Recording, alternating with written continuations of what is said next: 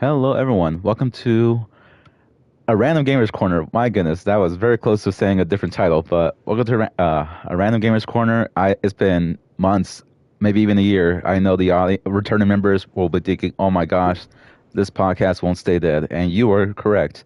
I am your host, Alejandro Ortiz, and I hope you all are doing well. I'm joined by a guest that is actually going to be a recurring partner now on this podcast. I hope it's for a very long time. Who knows, maybe till the end of times. But please welcome my good friend, Professor Zoomer. Introduce yourself. For thousands of years I lay dormant. Who disrupt? Oh, it's you. What the hell do you want? You're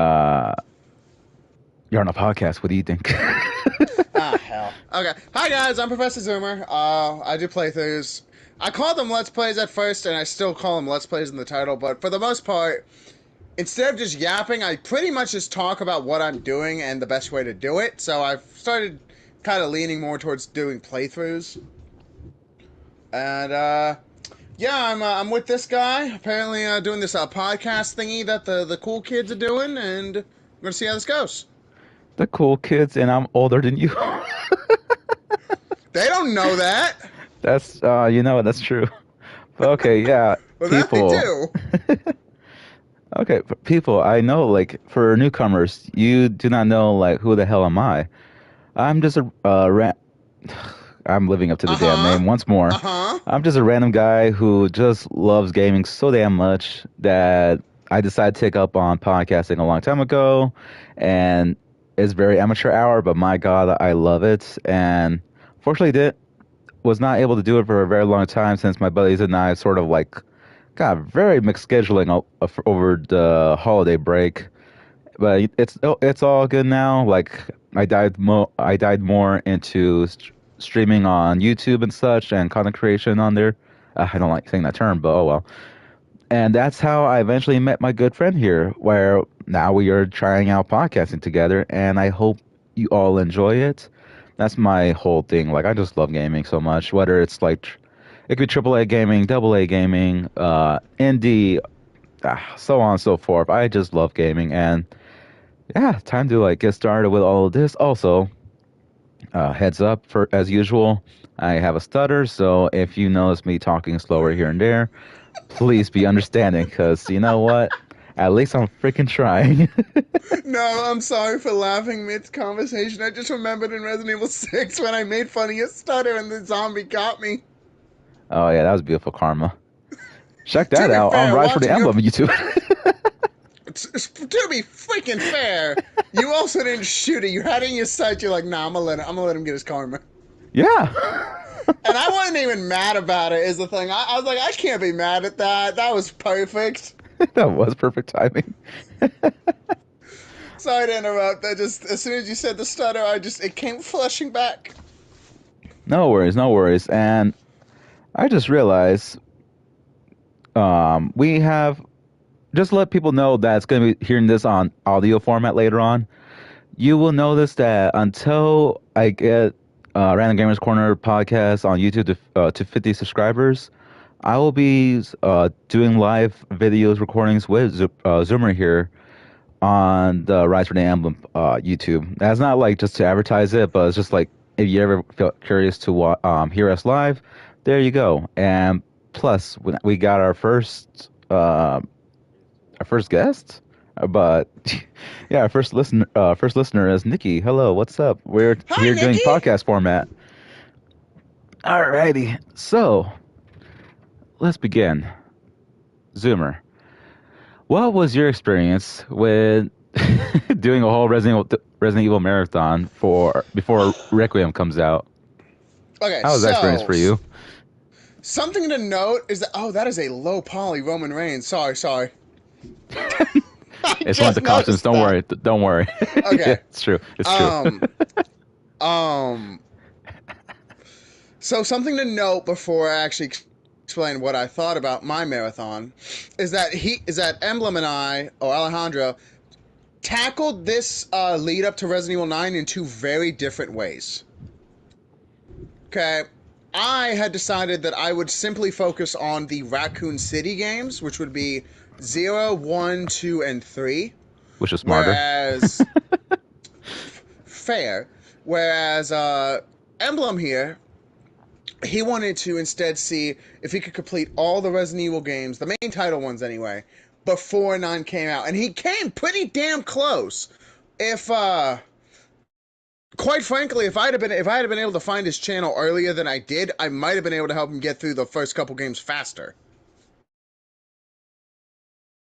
Because by the end of it, the only game that he didn't manage to finish was 6. So he did, let's see, 0, 1, 2, 3, 4, 5, 7, 8.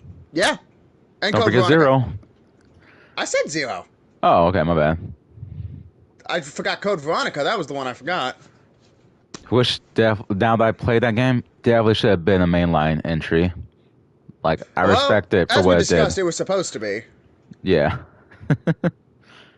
So yeah, before, like, obviously we both tackled this lead up to 9 in 2 very different ways, with kind of a similar end result. We wanted to be caught up on the series in our own way. So that being said, playing through 0, so 0 was a game that I did not ever complete. I got all the way to the lab, but I never finished it.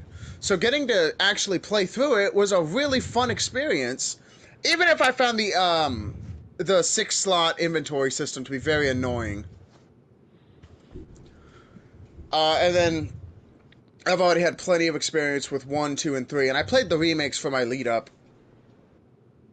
And issues aside with Resident Evil 3 Remake and what I think could have been done differently, I did have a fun time going back and dealing with Nemesis' stupid ass. Real. And Mr. X, of course.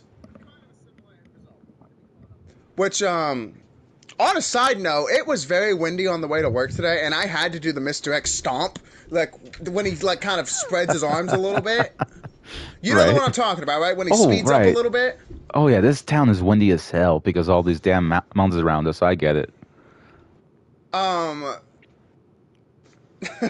So, yeah, like, I had a fun time going back through the Raccoon games and kind of coming back to it and, you know, reliving the Umbrella Terror. So, I had fun about that. How about you, Emblem? About talking about, I mean, just about all the games or the one that you were talking about? Just like going through the Resident Evil series as a whole in the several months that we had. How did you feel about it? It was stressful, but at the same time, my God, it is one of those times where I just appreciate my freaking madness and actually taking up on such a crazy toll of a challenge where to play all these games. Because yeah, I mean, I never played 0, I never played 1, I never played the original 2 and 3. I've never played I never played 5 co-op, and I never played Village. So this was one of those games that just like kicked me into gear. Like, yo, you know what? Get these out of your damn backlogs or your wish list. Just get these games and play them. And yeah, it's been such a fun time. I understood so much more, so much more from like all the lore. Is it a bit wonky? Yeah, I mean, shoot. I mean, I don't think even Capcom knew that they had like such a long going series in their hands at the time. But wow, it was an awesome time. It was a great time, and I just loved it. I just loved going through these games, and it definitely helped, you know, enjoying all the movies as well. Something to note as well is that you got kind of bummed that you couldn't finish 6 at first, and I was like, dude, you beat like 10 different games in 3 months. Have a little bit of slack for yourself. And I do appreciate that because I was like, man, this guy's right. I did play too many damn games. like I buddy, think. Let's see here. Let's see. 0, 1, 2, 3, 4, 5, 7, 8. Code Veronica. You played through 9 damn Resident Evil games, all before one game came out. And I played Resident Evil 4 twice. One for the base playthrough, and I just wanted to show the pro playthrough for everyone else. So that was another crazy toll that I took upon myself. Oh shit. Exactly. And oh my gosh, that's true. And I did 2 playthroughs for both 1 and 2, just so I could show both perspectives. Exactly. God damn. Um, and of course, obviously, going back to these older games, you come to the experiences of the time. You know, the voice acting when video games were just starting to get actual people voicing their characters. And Right. of course, tank controls, which the only reason these games had tank controls to begin with was because when the PlayStation came out, analog control was not a mainstream form of movement yet. Which is So crazy. tank controls were a way for them to get 3D movement out of a 8-dimensional control format.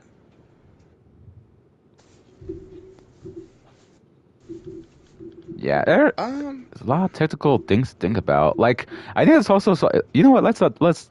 I think we can talk about technical stuff about the mechanics and such. I really appreciate, yeah, I appreciate the mechanics and the growth of the games with each entry as things went on. Like, I was thinking, like, wow, they did so much with the original one. Like, this is pretty cool. We got to two. I feel like, all right, the voice acting feels a little better, but but the then we also graphics have have, improved significantly. oh yeah, like, oh my god, you can actually see the faces a bit more better. And then we get three, which surprised the hell out of me. Well, like, you got the whole town of Raccoon City to explore, along with getting to include some parts of the Resident Evil 2 map of RPD Yeah. at least. And I'm just thinking, like, my God. And I'm like, to think about, all right, we're going from Resident Evil 3 to Code Veronica, and like that's when it's like, oh my God, like they are really like showing their stuff with the graphics, jump, and what some things they took from here and there. But even though Code Veronica, I still feel like was the worst in the whole backtracking zone because Absolutely, I do agree with you on that. oh man, that one tested my patience by a lot, and I still feel so bad about how I voiced my frustrations during those gameplay videos, but still Right, got through because it post thankfully. game, you were able to like look back and kind of start to appreciate what they were doing with Code Veronica, even if there were issues involved. Yeah, like I feel maybe they had like a bit more playtesting. Maybe they could have had a better way to implement some of the things they did with the pacing. Definitely with the pacing. And then we get to four, which that's oh my god, that's my fucking baby. Well, like fucking playing that for the first time as a kid growing up, and that was I my don't first. know if I Hmm? I don't know if I ever told you about this, but my first so as a kid, or I say as a kid, when I was like 13 or 14, I first started playing Resident Evil. Yeah. I avoided 4 like the plague because I was like, well, it's different. I don't really like different that much. This was before I learned I'm probably autistic. Right. Um, but finally, I had it on. I think my brother had bought it on my dad's Steam account. So I was like, you know what? Fuck it. I'm gonna try it. I downloaded it. I started playing. I'm like, God damn it, I like this. And cut to a couple weeks after that, and it was the first Resident Evil game I ever got all the achievements on. Yeah.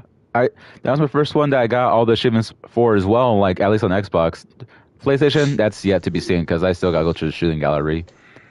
But go on. Um, and 5, I'd never played before playing it with you, which was a.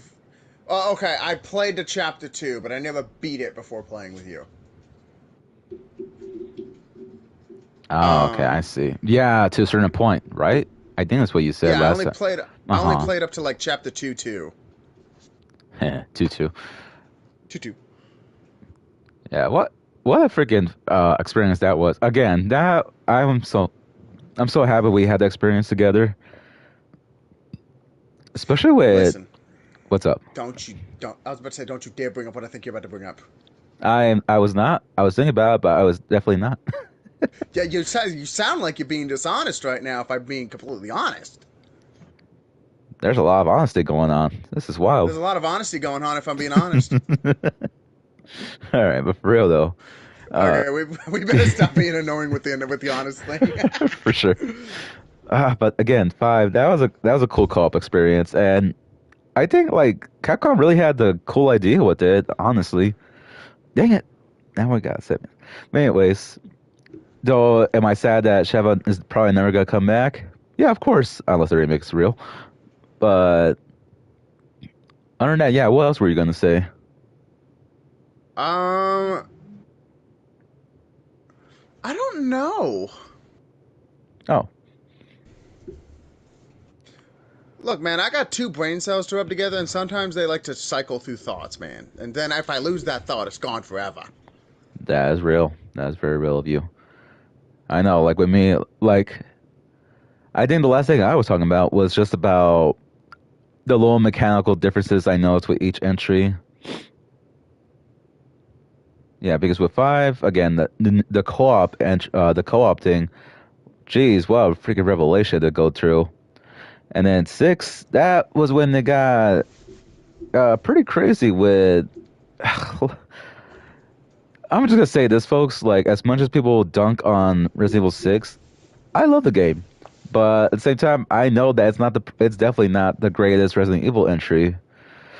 And but damn, like they definitely took on some crazy feats with the whole mobile campaigns in one game sort of deal. Yeah, absolutely. Yeah, that and also like sort of breaking some of their own lore with the whole BOW thing. That's when, again, that's also like, oh my god, uh, how this no longer makes sense. But then again, it is Resident Evil. We can't forget this is the series that gave us the golden line. Jill, you're almost a Jill sandwich. So you know, sometimes I you guess you could say can't. they got to the root of that problem. Oh my gosh, I hope people actually understand the references right now. Ah. So with six, yeah, what else do I want to say? It was just very cool to like have different protagonists come in, especially to like give an update on like how this is Sherry. She decided to join. I was like, oh shoot, that's pretty cool. We got Wesker's son coming in. It's just crazy stuff, like crazy again, crazy revelations to like see pop up and such. Um, then of course we got the Revelations games where what's it called? They fill in the gaps, of course. You got the animated movies that fill in gaps between movies, which I will say I appreciate them so much more. Like now with the second time go around and watching them, Uh huh. again. I'm talking about the animated movies, not the Mila Jovovich movies. Everyone, What movies? What are you talking about? What live action movies? exactly.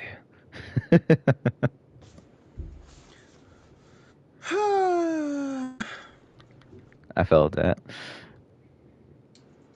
But then you I, have. I'll go on. I feel like the viewers should know that, by God, we hopped into this like right after I got home from work. So if I say some wild shit, don't be alarmed. Got ya, got ya. I think we should. I think that's enough talk about the Resident Evil marathon and entries. I know we're not trying to do an introspective of like the whole series right now. I think we need to get to the main meat of what we are all here for, and that is supposed to be Resident Evil 9. 9. 9. That was pretty cool. 9. All right. So, Resident Evil 9. What is this about? Well, folks, let me tell you. We're back to survival horror, but this time we have two protagonists. Grace, the newcomer, but is the descendant. A descendant. Yeah. Daughter. I know, I know. I just like, why am I being so old century sounding? Daughter! But yeah, the daughter of Alyssa Ashcroft, who is from the Outbreak games, correct? Outbreak File 1, I believe she was in, yes. All right, cool. So, which is kind of crazy to like an offspring, another offspring character of a previous protagonist. Pretty cool. Also, a small fun fact as a callback to one of her abilities in the Outbreak games was, I believe, I'm probably going to fact check this post stream, but I believe one of Alyssa's like special abilities, because each character you played as in the Outbreak files had a special ability Yeah. or whatever. I believe hers was she always had a lockpick on her. Yes, you're right. And one of the callbacks to that is that Grace finds and is able to use lockpicks throughout the game. and she even got the trophy or achievement, like mother, like daughter. So that solidifies that even more. Yeah. Yeah. So, a spoiler free synopsis of 9, just real quick, would probably. Honestly, if we want, I could just read the little bio from my videos about it. Yeah, go for it. Feel free. Because I feel like if you want to chip in about this, I'm pretty sure I made that pretty spoiler free. Okay. I believe you. As in, I think I only mentioned stuff that was in the trailers. Let me just turn down the volume on my phone so it doesn't bleed into the video. All right. 28 years after the Raccoon City incident, and 5 people have already died because of a mysterious illness, Grace Ashcroft of FBI is sent to investigate. But I don't think she could ever have prepared for what's in store for her now. And who exactly is this mysterious masked fellow? We'll learn as we go, and maybe, just maybe, they can put the terror to bed once and for all. Nice. Basically, Grace is a normal person, albeit much social anxiety, and she gets thrown into a world of terror, so. And boy, her gameplay sure is interesting to deal with. Though I'm still sad. I'll go on. Something to note as well is that, as you mentioned, you have 2 protagonists. Grace Ashcroft is one of them. Obviously, the other one, who was shown in the trailers, is our good old boy, Leon Kennedy. Yes. And he And is. he plays exactly like he does in Resident Evil 4 Remake. So you have a mix of action and survival horror that has never really been done before in the series, at least not the way that 9 handled it. Yeah. Because Yeah, that's true.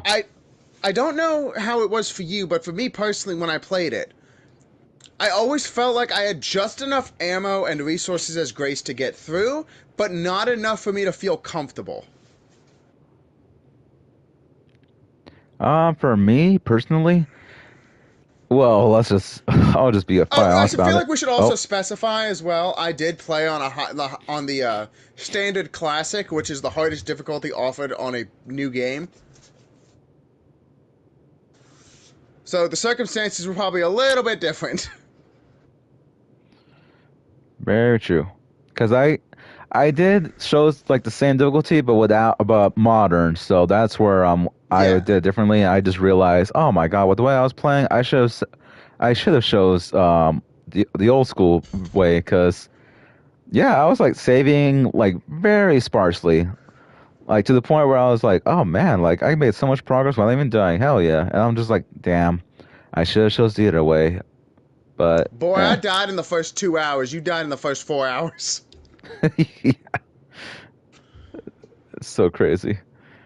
And with the way I played, yeah, for you, I know like what you said, like you feel like you don't have enough. For me, I feel like I used up all the resources I could as Grace to the point where when it was Leon's turn to go through the building, it felt almost empty until for like the one room or two that he has to that only he can open up. I'm just thinking like, damn, I really cleaned this damn place out as Grace. Yeah, and so Grace plays like Ethan does in Resident Evil 7 specifically. And with that comes its own set of problems. For example, very limited inventory space to start. You do get hip pouches, much like Resident Evil 2 and 3, um, but they are much sparser and spread out throughout the game. So a lot of times you like I don't know if it was like this for Alejandro, but for me, I would often be like, "Oh, I don't have space for this. I'm gonna have to come back for this later." And if I forgot, and let's say it was ammo, all of a sudden later I'm like, "Oh man, I could have used that ammo now if only I'd been better about my inventory." Right. Um, and like the mechanic for crafting, I think was really cool and a different way of doing it compared to the chem fluid of Resident Evil 7 and 8.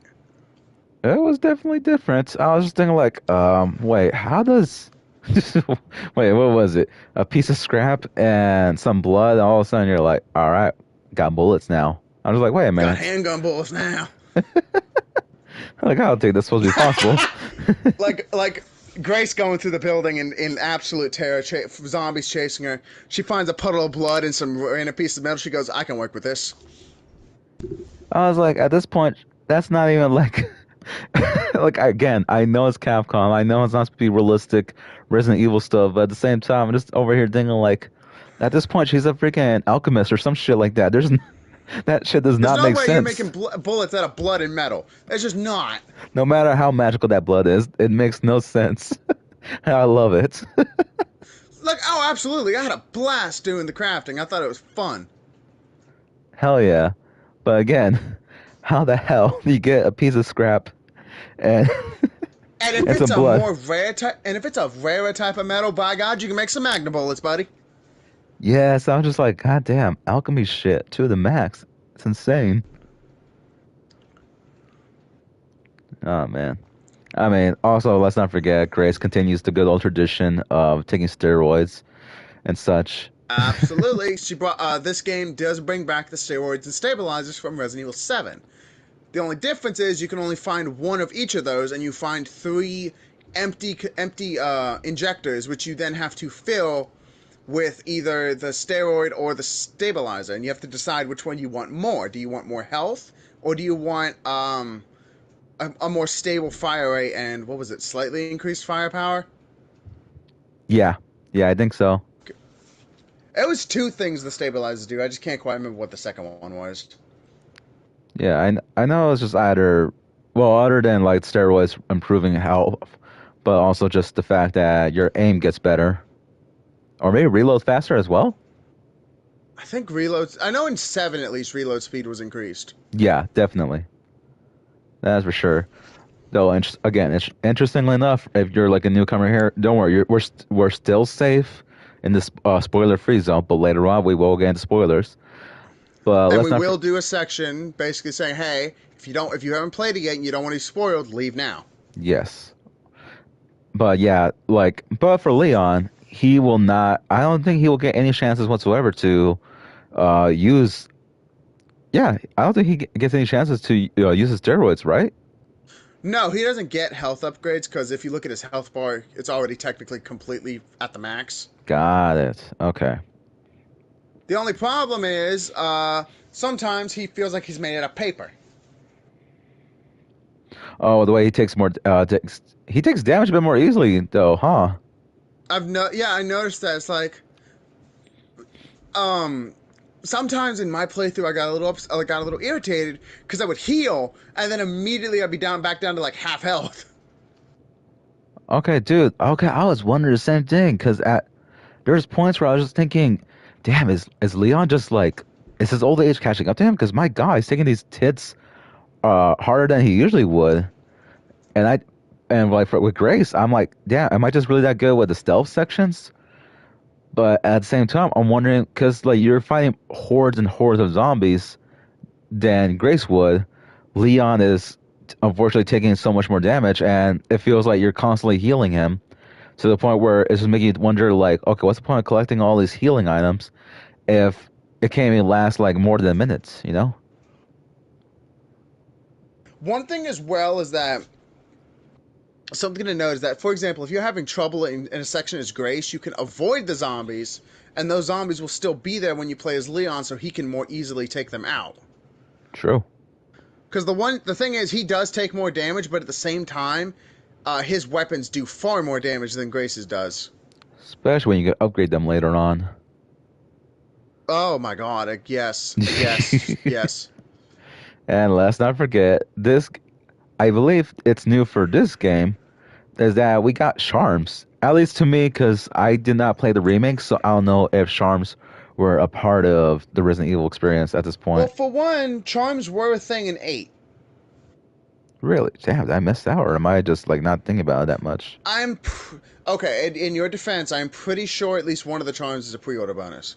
So you would probably have to Bruh. buy the charms. Okay, then yeah, that'll do it. That'll make me not know whatsoever about the damn charm. The only problem is I don't remember if they actually did anything. I think they might have just been visual things. Oh, brother. What a thing to buy. Man, well, these But charms, goddamn. these charms, they might increase precision, they might increase damage. For example, there's a charm for the sniper rifle that increases damage, but only if you're not scoped. That's true, which is strange, Which is a but strange one, yeah. yeah, I was like, I don't Because it's like like the this one. whole reason you use a sniper rifle is to snipe. Yeah. And if I Uh, remember correctly, this one, the zoom, I'm very picky about how I zoom and whenever it comes to sniping sections, like I made mhm. that weird little, I guess, lore piece about myself while playing Resident Evil 9. But I love when it's like true zooming when you can actually scroll the distance, not when you click Yeah. it. I will say, I believe I even called you out when I got to the first sniper rifle section. I was like, oh man, I'm gonna have a field day with this one. Oh yeah, that's true. Um, um, it's just like, yeah, like returning items from previous games is also cool to see, like The Matilda. the Matilda, of course. Yeah, people love it, but to me, I'm not a big fan of the three shooter. But you know what? I'm glad that it's still something that keeps coming back up for the series. Like, hey, you know what? Fuck it, why not? It's part of the series. Part of the series. Honestly, the multi-shooter thing wasn't that bad in the original two, but it was absolute trash in remake. Oh, really? Okay. Cause like, Bless you. Jesus, Wow, oh my God, that sounds I'm sorry, painful. I have old man sneezes. Ooh, damn, that hurts. No, they Nope. don't hurt, surprisingly enough, Really? Damn. and they're just very loud. Cause like you gotta think in the classic games, like where you shoot didn't matter as long as you shot the body, you did the same amount of damage to a zombie. Right. And in the remake, especially 2 and 3 remake, where you hit matters a hell of a lot more than it did before. That is For true. example, a zombie will have a greater chance of being stunned if you shoot him in the head or the leg as opposed to like the torso. Right. So that and like for those that don't know, in the remakes and like 7 and 8 I think, and obviously 9, handguns will only do their maximum damage if you wait for the little reticle to zoom in. The problem is, it doesn't zoom in if you use the burst fire, so it's completely useless. Yeah. It's like trading one thing for another. Kind of like how a charm for a machine gun. Oh yeah, you do more damage, but you're gonna have a lot more swing going on. Yeah, it's like, what's the point of that? Right? Something I really liked as well, since we're on the topic of the stuff we liked about 9. Yeah. Good transitions, honestly.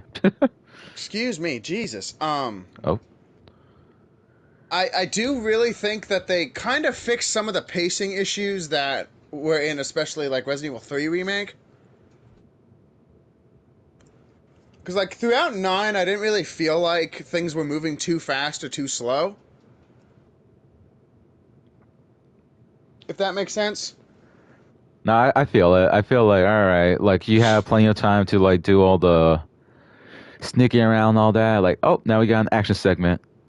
The action segments don't overstay their welcome. Like, if you're worried about like the whole Resident Evil 6 experience, but Like, for example, you won't be stuck in a Leon action section for 30 minutes. thank God no. Unless you're playing a hard difficulty, then shit, good luck. Yeah, about that. There was some late game stuff that I got very stuck on for a while. And ultimately, I didn't like blame the game. It was my own fault for not understanding what to do in certain areas. And that is understandable. It could happen, unfortunately. Like sometimes you could just get stuck on something until like once the problem actually is uh Presents what's it us called? like presented solution. Yeah, there you go. Like present a solution, then you're gonna be like thinking, oh my god, I spent so long on this damn part. But The at thing least, is, for me, I don't know about you, but for me, when I play a game for the first time, I don't want to look up anything about it. I don't want to look up guides or anything. I want to figure it out on my own. for sure. So, like, yeah, it might take me longer to get through it, but I'm going to feel more satisfied knowing I figured it out myself versus if I get frustrated, say, oh, I'm not doing this, and I just look it up.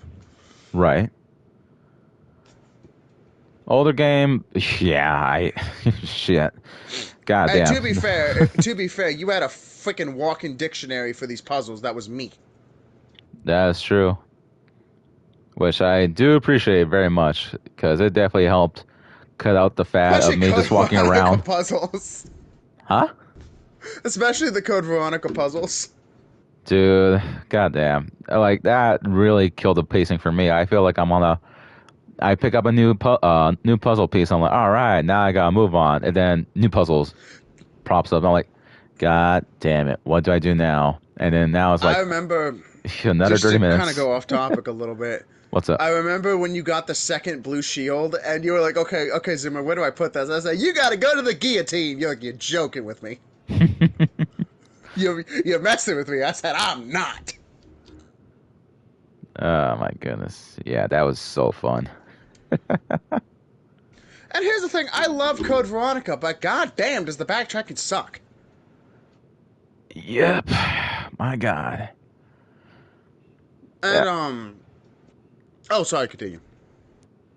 No, I mean, shoot, I mean, I cannot agree with you anymore. Like, that, it did suck, and what's terrible is that it feels like it was like a never-ending problem, especially in the last section where you get a room where you got a constant spawning, a constantly respawning enemy that will poison you, and you get the blue herbs in the same room, but it still doesn't fix the problem. Like, it kills the pacing a lot, and it feels like a nuisance. Okay, you're talking about the moths. Oh, I didn't want to say it, but yeah. Okay, no offense. Like, if we're talking about 9, I understand that. But pretty much every single Resident Evil fan knows exactly what Code Veronica is. Watch the first comment on the podcast later. The official podcast video will be like, "Oh, what's a Code Veronica?" If we unironically get a comment like that, I am deleting myself from YouTube. God damn. I am too old for the content at this point. No, but I'm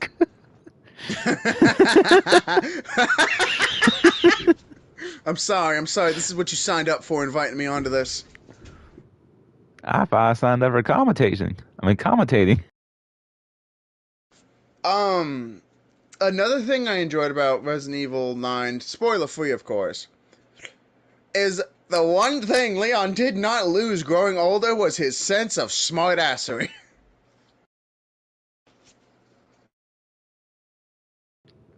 Dude, is it me or did he like up his corniness up to 11? Hey, I'm sorry, I thought he upped it up to 22. Okay, so we're on the same page. Yeah, oh my gosh. And of course, we'll go over those really corny moments when we get to the spoiler included talking about the game. Yeah, plus the negative spoiler talk as well. Oh! What? It sounded like the N-word. Whoa, no. Negative. Come on, man. No, because you didn't get Tiv out the first time you tried to say it, so I just heard that. I was like, whoa! No, man, no. God damn it. No. Listen, not to go about racial politics or anything, but I've got a coworker, and you know him because he thought you were white. Right? Okay. When this dude first started, he tried to get me to say the N-word. What the hell? He was like, well, it doesn't bother us Mexicans because, we're in the same kind of minority as black people. I was like, I'm not fucking saying it! That makes no... Okay, for me, that makes no fucking sense. Like, that doesn't make sense to me either. Okay, I'm like, okay, I'm not on the same page, but like that... No, that just because we're both minorities does not make it better. What the fuck? No, That's how some people exactly. actually It think? doesn't. What the fuck? Okay, sorry, folks. Look, these guys, very weird. Like, they're also What do you like, mean these guys? I'm just kidding. uh, him, his brother, and his mother all work with me. Oh, snap. And they constantly, when they first started, because first it was the guy who thought you were white and his mom. His brother joined later. Ah, okay. They were constantly trying to be like, oh, it's okay for you to call us, like, you know, like slurs, because, like, we don't mind. I was like, I don't care if you don't mind. I fucking mind. Fair enough. It's like, okay, just for context, listeners and viewers, I'm white as fuck, okay? I'm white as fuck, and I have problems with these slurs, okay? Like, I have massive problems with these derogatory terms, because they're fucking awful. I don't care if you don't have a problem with being called these words. I have a problem with the idea of someone calling you these words. That's real. That's real of you. A Okay, real because we fucking are ally. in a fuck. We are in. I am the whitest fuck ally. That's what I am. I think of that meme. You all right, white boy? You all right? That's me. That's me. And I even had fucking. First off, this is completely off topic. I apologize. We'll get back to no worries. in a second. I'm hoping the returning viewers are kind of like, ah, yes, this is what I missed. The freaking side of talk. So, several times at work, I have not only been given the pass, I have been accused of being black. Huh? Oh, this is a story for you, motherfucker. So first off, we're gonna go over how I got the pass. We once had this coworker. I'm not gonna say her name or whatever, because whatever. I haven't gone over the names of any of my coworkers. And she had a boyfriend who was mixed, who came to work with us. That neither of them work here anymore. And one day we were getting ready for an audit, because I work in a factory, so you know we have to have audits to make sure that we still comply with certain things to let us do our job. And me and this guy were tasked with cleaning. And he goes, you're a white boy. You can call me the N-word if you want. I was like, what the fuck do you mean? He was like, to me it's just a word. I don't care. Like, you can say it. I was like, no! I care! I care! I'm not saying it! Oh my god. And that's then, then we had this guy who would constantly talk to his girlfriend on the phone. Keep in mind, my work is very anal about phones. Right? Rightfully so. We work with heavy machinery and shit that if it fell on us, we would die. So, really, we shouldn't really be on our phones much at all. And he's always talking to his fiance, which that's a whole fucking story. I'm gonna go over with you that off stream, because that is not something I want to discuss off stream. What's up? Save it for Resident Evil 6 story. Yeah. Okay, that works. And I was on a press with him, and he said something stupid. I went, shut the hell up. And all of a sudden, he like looked shocked. He goes, baby, you can't say that. And I was like, what? What did she say? And she goes, she thinks you're black. And I looked at my arm. I said, yeah, let me get back to her on that one. Damn. So she was racist as hell. Like, I literally looked at my arm, which, by the way, like I said, I'm white as fuck. I looked at my arm, I looked back at him, I said, listen, I'm gonna need to get back to you on that one. It's very... I've had several experiences like that where I'm just like, whoa! And I don't know why. I don't know... Oh! Same guy who told me I could call him the N-word, right? He thought I had black in me. He was like, you're mixed. You got black in you, don't you? I was like, if I'm mixed, it's not black. And like, then my fucking... You're Cajun, aren't you? My... I can say that shit. So, like, we've got supervisors, and then kind of just below them are cell leads, which are basically backup supervisors. Uh-huh. And my cell lead, Jay, he likes to play the race card in a very interesting way, in a very hilarious way. Oh, boy. So he is Mexican, right? All right. Oh, well, he's got Mexican in him, but he's a stereotypical American, right? Right. But he's like, one of his favorite arguments to use now is he took a DNA test. And he goes, if he's losing an argument, he goes, listen, you can't talk to that way to someone who's 4% black. Oh, wow. And the same dude who thought you were white, one of his favorite things to do is play the race card. Like if he starts losing a fight, he's like, oh, you're ganging up on me because I'm Mexican, huh? Right. And one time I played Minecraft with him and a couple other people who I no longer talk to. That's a whole other story that I don't feel comfortable going into, period. All right. And he started playing Minecraft with us. And we were like, I was like, okay, name. Do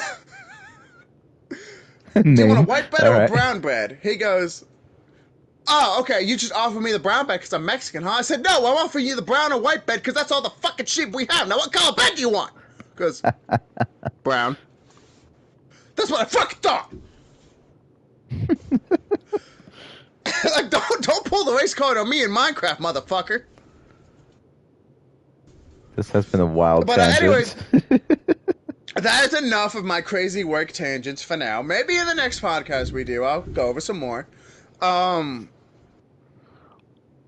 But I get violent at work. I get violently talkative at work.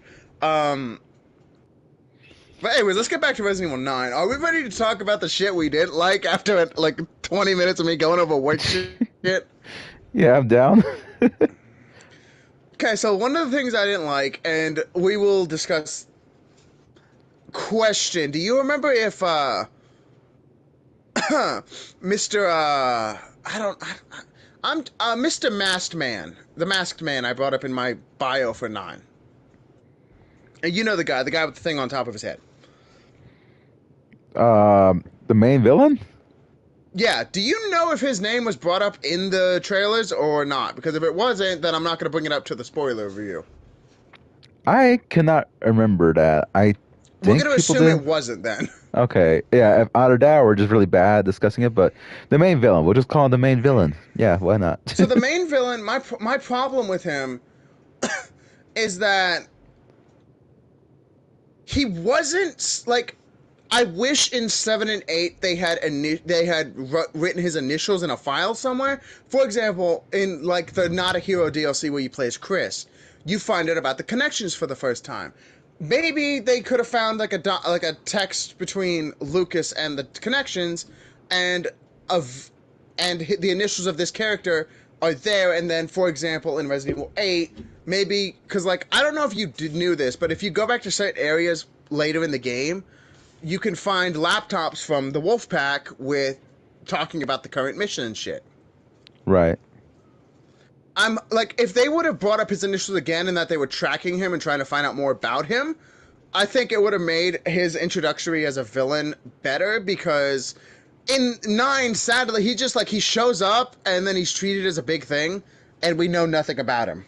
Yeah, because they were saying like, oh, we've been tracking him for a while now and all that, but I was just thinking, he sort of came out of nowhere, not gonna lie. Meanwhile, like I said, if they had like started using his initials in 7 and 8, we would have been like, oh!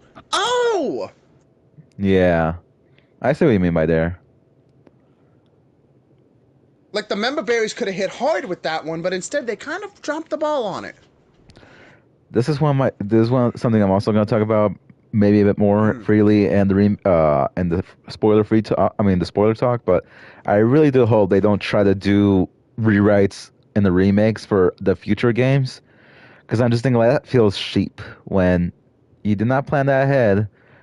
Like, you guys did not do well with introducing this new character. I mean, don't get me wrong, I enjoy this final villain because he's so... I enjoyed, yes. Yeah, he's so goofy at times. Fantastic. Yeah.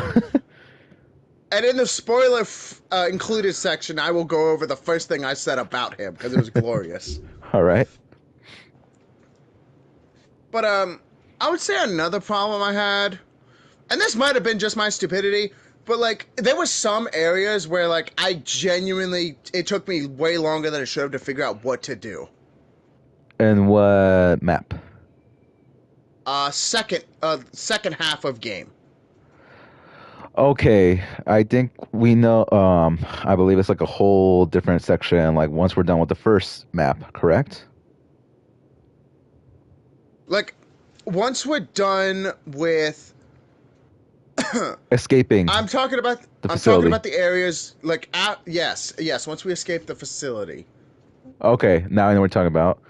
Okay, But before before the last quarter of the game, you that got in it. between area, You got. it's not immediately apparent what you need to do in some areas. And again, that just might be my own issues, but it kind of detracted a little bit because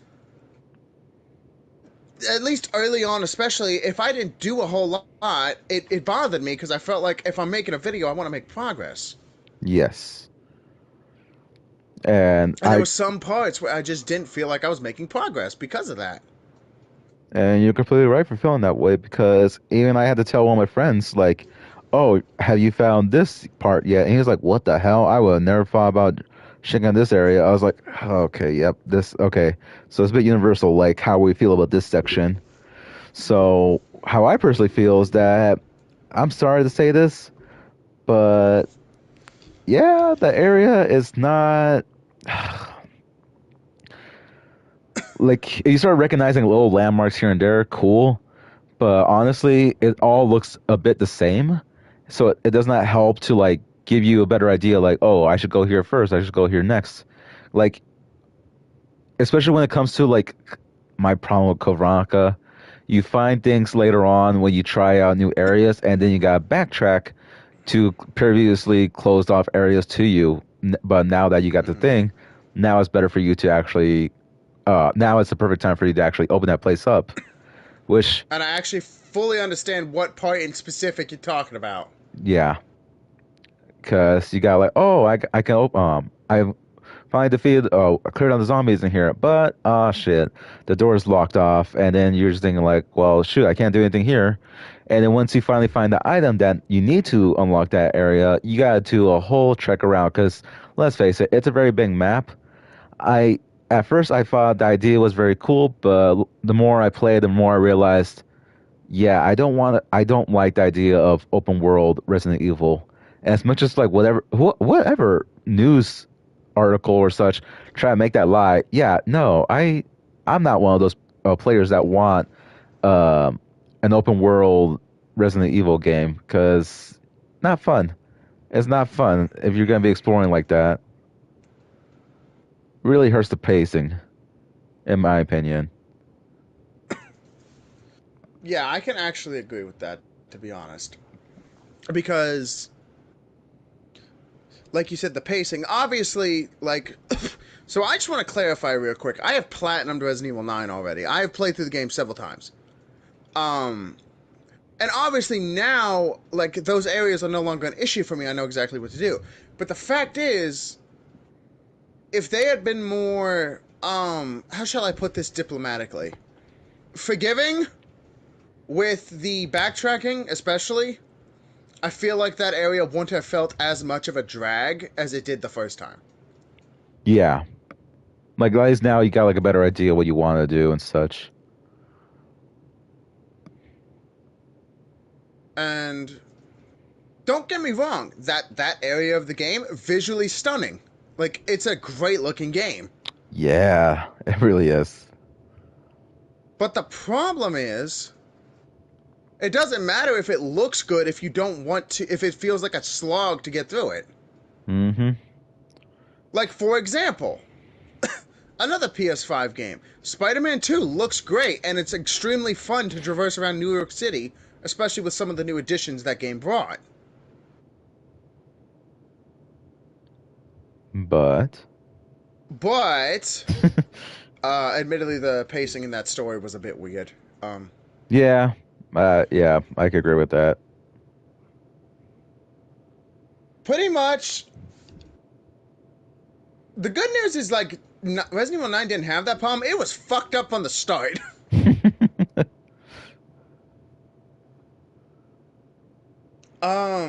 Well, what do you mean on that part? Because that was a bit vague. You talk about, like, fucked up from the start? Yeah, like, what do you mean? Well, like, okay, for example,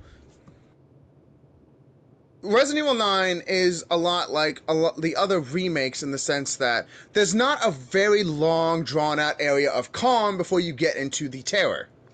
Oh, okay, got ya. Like, from the start of Resident Evil 9, I was uneasy the whole goddamn game. Right.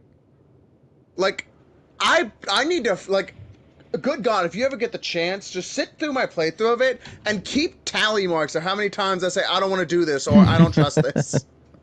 Okay, for sure. Because, I'm gonna be honest, going into the first area when there wasn't even any enemies, I was like, oh, I don't want to do this. And what I meant by, like, it's fucked up from the start as well is, like, for example, in Spider-Man 2, for, like, half the game, it's relatively normal, and then the other half of the game is like, BAM! Chaos! Right. Where it's chaotic and terrorizing right from the start in Resident Evil 9. Another thing I didn't... you know what? We can go over this part in the spoiler part of it, because honestly, it is kind of a spoiler. Okay, for sure. Is there any other complaints you want to bring up? Let's see. Honestly, I think it's good that I can't really think of any that much. But then again, there is the spoiler section that I think I mentioned to you before. I think a lot of our complaints are going to come out in the spoiler included section. Yeah, I think so. So I think it's just kind of like a bit more of the story, or like, okay, like what are we doing here? Like, why is this the thing that's happening? Yeah, I don't think I really have much. The problem is we have things to complain about, but we can't complain about them without spoiling. Yeah, so god damn it, guys. Resident Evil 9 is great. Well, the good thing is, if I'm looking at our our topic chart here, I believe what's next is the spoiler territory. Yes. So Emblem, I'll let you take it away. All right. Folks, if you do not want to continue listening / watch this part because, spoilers, feel free to leave. And then if you play the game or watch the playthrough, feel free to come back. Yeah, feel free to come back and finish listening / watching. But if so, thank you. So with that being said, with that being said, Emblem's going to do his little outro before... Like to those people that are leaving, and then I'm going to do a countdown, and then we're going to go into the spoilers. Yes. All right. Thank you for watching, everyone. At least the non-spoiler viewers right now. Thank you for watching. It's much appreciated for your support, for actually giving us a chance to talk to you again. But this time, English, motherfucker. Do you speak it? What do you mean? You were stuttering again. Oh. Bro, I mean, yeah. Careful, man. Some people are going to think, why are you bullying him? Oh, okay. No. Hold on. What some people think of as bullying, we consider playful banter. Okay, if it was bullying, you wouldn't be giggling. You wouldn't be giggling like a chuckle fuck every 5 seconds. So true, but people are going to be new to you because... I'll be quite honest. I don't think... Right, they know you and they know me. No, okay, so just to clarify, I am good friends with Emblem. This is all in good fun. If I say something that hurts his feelings or whatever, he knows he can say, "Yo, look, dude, I didn't appreciate that," and I'll be like, "Okay, fuck, dude, my bad. I won't make jokes like that." True. Again, people, it's all good. I mean, because I know you are most likely used to Nathan and Mason, my other co. Sounds like a bunch of chuckle fucks. Yeah, but they're my chuckle fucks until they come back. Yeah. Hopefully one day you'll get to talk to them. But yeah, all right, folks. Thank you for coming by. I'll leave leave in the description, of course, like, I guess my links and Professor Zoomer's links, because it's going to be a bit complicated thinking, like, do I need to put my gaming thing? But, well, I'll think about that later on. All right. Bye-bye, everyone. 3. All right. 2. In 5, 4. What? 3. Shit! I was already doing the countdown. Let's do it from 5. We gotta do it together. All right. Okay. 5, 4, 4, 3, 2, 1. Oh my God, Leon died. That's great. I got that ending first! You did? Dude. I did! I got that ending first! And then it literally was like, yo, when it got back to the title screen, it was like, hey, do you want to, like, go back and try again? We won't give you shit for it. Dude. So I started getting really bummed out that I was like, oh my God, I can go back, fuck you! I was like, oh shit, you gotta go back, motherfucker. Listen, I did not pick up on context clues, okay? I was Really? focused on how pretty that game looked. Oh man. So, first off, main villain's name, Victor Gideon. So, really what we were trying to say, that better not have been Logan fucking Paul that I saw. It was, unfortunately. I hate that. Again, for the audio people, anyways. we have a wrestling game playing in the background, so yeah. Anyways, the main villain's name is Victor Gideon. So what I was implying earlier was it would have been cool if 7 and 8 would have shown someone in contact with the connections by the initials of VG. So it could be like Victor Gideon, oh my God, this might be VG. Yeah. But instead it's like, hi, I'm here. You don't know anything about me, but I'm here. That I definitely agree with. Because again, you can't be saying stuff like, oh, we've been tracking it for quite a while now. I was like, well, that's not going to do anything for me right now. Like, I'm new to this guy completely. So obviously going back, or like seeing Leon again is great. Seeing Sherry again, even better. And going back to Raccoon City, like, it was a great time, but unfortunately, we discussed this in the dislike part of it. It was a slog to go through Raccoon City's outskirt. True. And as much as I hate to say it, yeah, at first I thought like, oh, we get to go to Raccoon City. And I'm just thinking like, oh, right. I mean, unless this is like Fallout or such, it's not very fun to go to a post-wasteland sort of thing.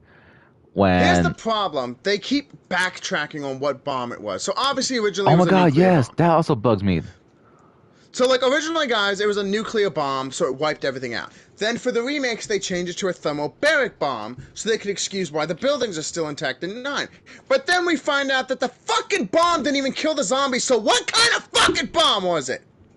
This is where I'm thinking like, all right, this is where they fucked themselves over with the stupid writing. I mean, the rewriting, and like, oh, we gotta clear things up for the remake. And I just like, why? That's stupid. Like, can you at least stick with your original timeline, so that way, it can be clean still for anyone to like not get frustrated like us right now. Like, all right, so zombies are still around because motherfuckers are coming out of cement. Like, it's whatever. And now we got a big ass spider that's somehow still around. Like. Why? Oh my God. Going in there, my dumbass was like, huh, I wonder what makes webs this big. Fucking spider! I hope they don't make an arachnophobia mode for people. I really hope not. I'm sorry. I know that's probably messed up saying like, oh, like you're supposed to be very accepting of people with those phobias and such. Like, I'm sorry, but I could clearly see commenters that do have arachnophobia still having the goal to say, you know what? This is a hard thing. I'm going to overcome my fear and fight those things. So you know what? Props to you. Because... Here's the thing. I don't like spiders, so I hated that section. Yeah. But you got fucking through it. You did that shit. Oh, I got through it first time. Shit. Oh my God. Fucking... When you're running away from fucking Black Tiger 2.0...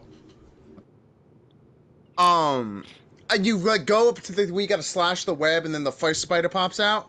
Uh-huh.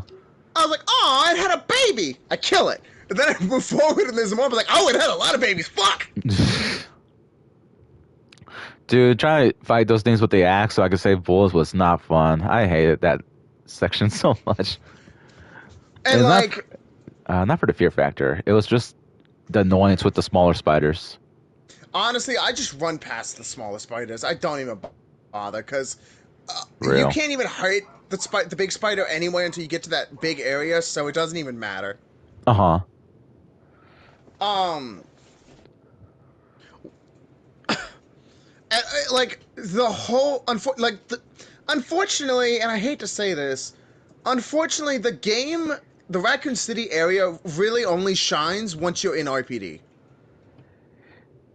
Yes, I feel like they missed opportunities on honestly with going to some more like the iconic levels at least. Like we could remember Here's the from 2 and thing. 3. Okay, go on. Here's the thing.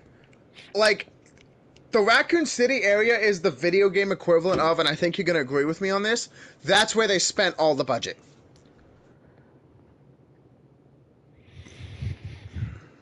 Because, Yeah. like, Yeah. Yeah. Oh, yeah.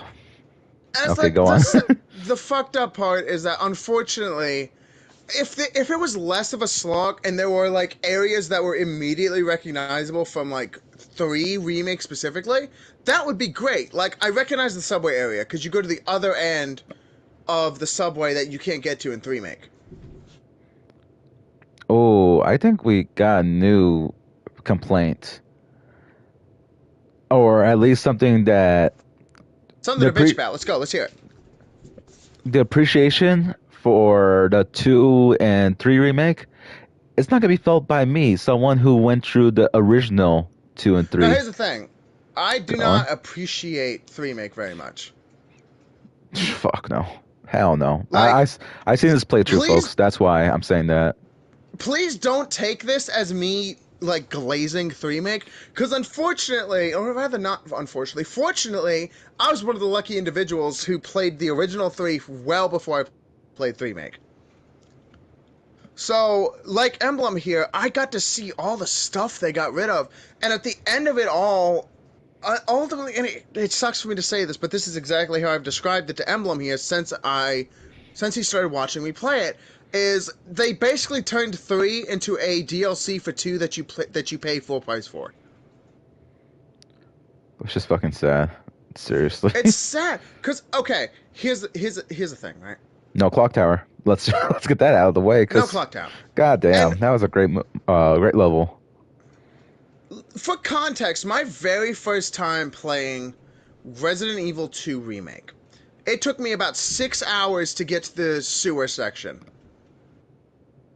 Um, in Resident Evil 3, it took me 4 hours to beat the game with no guide. Golly, damn. That is ridiculous, okay? When and it completely took away the ammo conservation aspect of 2-make. Yeah, I noticed that was a very big change up. Even Like then, like in the 3 original. unfortunately 3-make leaned too much into the action compared to the original 3. True. Because, like, obviously 3 had action, but it didn't overtake the game. You were completely fucking terrified of where Nemesis might show up in the original game. And the crazy ass mutated beast they had, like those things were fucking weird. I was like, what the hell is that? And Because, why is like, it running like that? one of the most egregious things, unfortunately, about 3-make is that they basically reskinned Mr. X and made Nemesis. That's it. They took away everything that made Nemesis Nemesis. So true. So painfully true. So, like, I played through 3-make simply because I played through 2-make. I might as well just play through 3-make for my prelude to Requiem. Plus, ultimately, it worked out because obviously 9 follows the remake timeline and layout. But we have a bad habit of trailing off away from 9, don't we? We do, but that's the thing about 9, though. It's supposed to be a build up from the Raccoon City sections of the timeline of Resident Evil. So I think it's understandable. But yeah, that's something that's again, like I said, I don't appreciate how much Resident Evil 9 is so focused on the timeline of the remakes when I'm sorry, but I don't recognize them yet as like, oh, the new timeline that I should be focusing on. Like this is now canon, blah blah blah. Here's the Because thing. Something to well, I'm not done understand yet. is... Oh, sorry, my bad. It's okay. This is something to get used to. Like we do gotta like give our parts, but I don't. I feel like yeah, I get it. You feel like the originals were like messy, blah blah blah, whatever. But like, no, the fuck they're not. I was able to completely follow them easily until y'all started making the remakes be the new thing to work. I'm just saying this to Capcom in general, Right, but right. I don't. It's just so weird to me to now make the remakes be the new timeline when you're not even done with the original timeline. Like, I'm sorry. Like I know that sounds like oh they'll never be done with it. All right, cool. Then let them complete that original timeline, but let the remake timeline be its own thing. Keep the shit separate. I mean, shit, for all I know, you could do Resident Evil 9 remake way down in 2035. I don't give a shit. Like, keep it away. Can I make a very taste? Can I make a very bad joke real quick? Go for it. Keep the OG's names out your fucking mouth. Stop desecrating them. I'm so sorry. I'm so sorry. No, you're good. Classic. Classic. Oh, man. Well, weird time that was. But, oh, man. We didn't know how much weirder it's going to get. Like, what I was gonna say was, even Capcom themselves have stated before, both the originals and the remakes are still canon. Then why did make it So interconnected? it just depends on what you take as canon. Unfortunately, it appears they're taking the remakes as canon. Yeah, that's Because like even two remake has its issues. For example, it completely butchered the zapping system. oh my God. Yeah, that was the worst. I'm sorry, but like I was thinking like, oh, they're gonna improve it. Nope, nope. Yeah, I was like, oh my gosh, that's like the most minor stuff they even did with the zap system. Even that, it just But makes the timeline even messier. well, that's also something to note. Is originally 2 remake wasn't even gonna have the zapping system. What? Yeah, it was originally just gonna be you play as Leon or Claire, and that's it. But last minute, like game testers were like, "Why doesn't this have both scenarios like the original?" And they're like, "Okay, fine, whatever, we'll put it in." So they rushed it in before release, and that's why the zapping system is completely shot in remake. I'm holding my head right now, folks. I'm holding my head. I can feel it all Fucking the way in Capcom. Kentucky. Is it like the new people in Capcom, or like what is going on? Like, why do they hate the original so much? God Remake damn. culture, man. Remake culture. Fuck, man. It's so annoying. Oh, and obviously, let's go back to 9 now. Yeah, let's do that. Let's actually go to the topic of the video.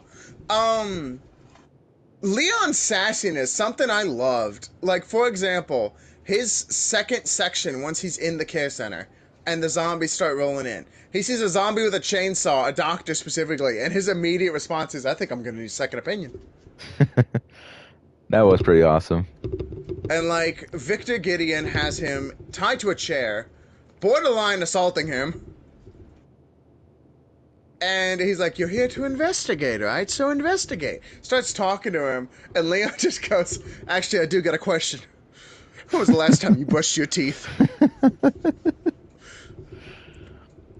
It's the most Like, smart ass guy ever. oh, and of course, we can't forget one of the best ones, which I completely forgot to mention, was during his first segment, where Sherry's like, "Leon, stay out of trouble," or whatever. He's like, "What, me? Wait."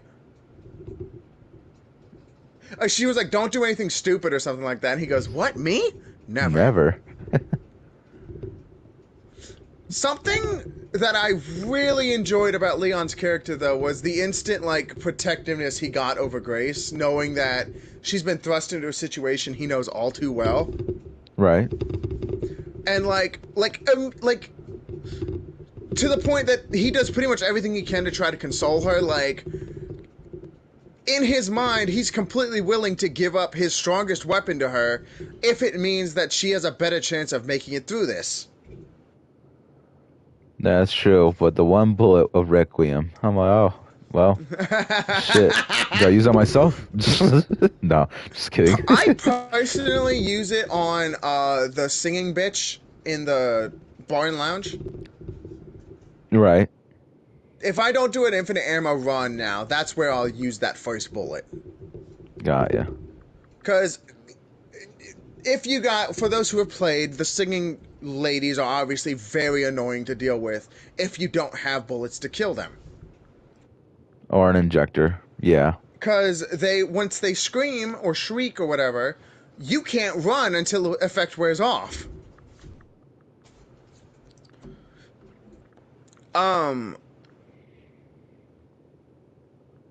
Also, I really loved the blister heads because they were very obviously a callback to Crimson Heads from Remake.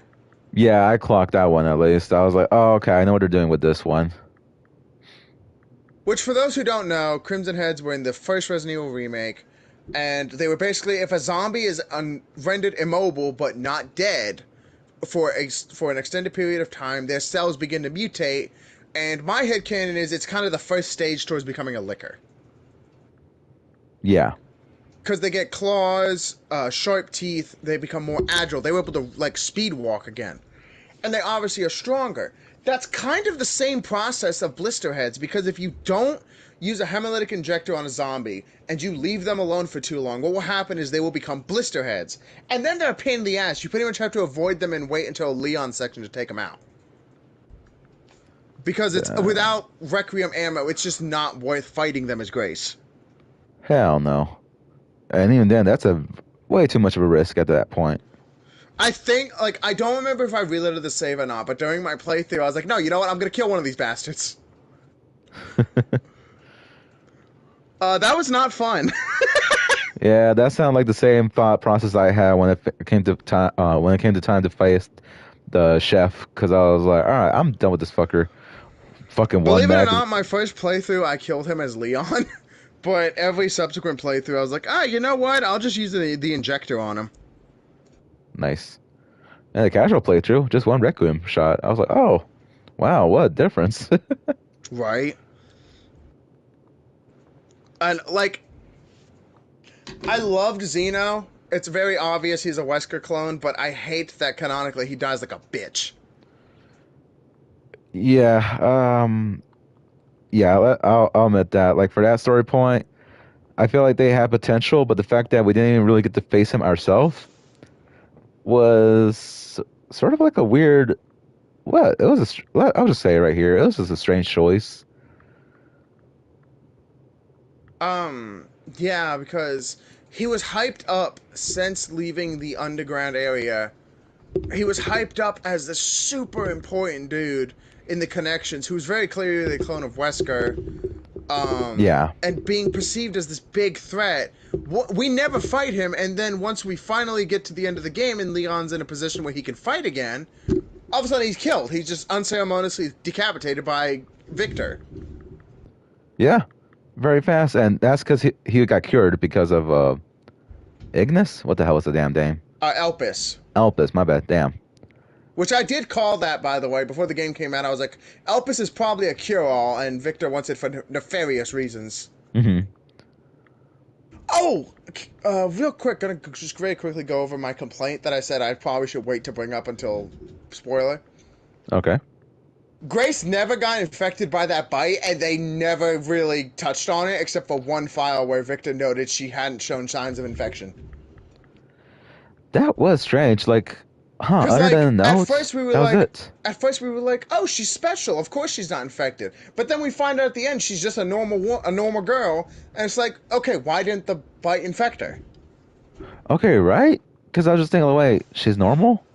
I thought she was a clone. I thought she was some kind of experiment, but no. It was like, oh no, it's none of that. Spencer even admits, like, nope, she's perfectly normal. So that's when it's kind of like, so what the fuck? Like, how do you explain everything else that just happened? Because I don't What know. the fuck is Juan Cena? Sorry, I have to go off track here for a second. Was that him during an experimental time in the WWE? Is that what that is? Yes. Okay, fair enough. Anyways, continue. I'm so sorry for interrupting. Did you interrupt yourself, or was it me talking? I don't remember. You're talking about Gideon. We're talking about Grace like being actually normal instead of a clone. Yeah, because Spencer, like, Alyssa starts to ask if he's like if she's an experiment or anything, and he goes, "Just a normal girl." Yeah, that was like the weirdest twist ever. I was like, the fuck you mean she's normal? Like, then why are you guys going so crazy about her this whole time? Also, so kind of going back to like one of the things I liked was that throughout the game, Leon's incredibly protective of Grace, like obviously giving her the Requiem, and then like in the chapel when Emily is wounded, it's his first thought is he's like, okay, get her underground, get her someplace safe. I'll take care of these fuckers. Yeah. And then even as far as like the very last cutscene before in the release Alpus ending, but like as Xeno's cured and he starts like making a threatening approach towards Grace, this dude is like minutes away from death and he still finds the strength to run up and tackle him away from Grace, which I Right. thought was really fucking sweet and like kind of just really sweet to see that even when he's not really got much left to give, he's still willing to protect her. True. I admittedly, I also really loved the scene where she finds him up against the door and he's like, "Oh hey, I was just resting my eyes." Dude, It's like every dad has played that excuse at least once. yeah, definitely. I felt so bad. I was like so scared. I was like, I don't want to lose him. I don't want to fucking lose Oh Leon. man, you didn't see the death ending, did you? No, that was not my first ending because thanks to you guys, I was able to Did you choose a good actually ending. like, go back and see it though? Yes, and I was very fucking shocked that they just fucking shoot his head clean off. I was like, oh my god. God, it made me so sad when he just looks up and he's like, "At least I could save you." Yes, I was like, I see that this is the way to end one of his arcs, but my god, this is the worst fucking way to do it. Or at least the most tragic Um, way to do it. The tragic. right. Um, that being said, it was extremely badass in the release Elpis ending, where he's getting ready to fight Gideon and he just says, "Time to bury Umbrella's last skeleton." Yeah. And I was just thinking to myself, you know what?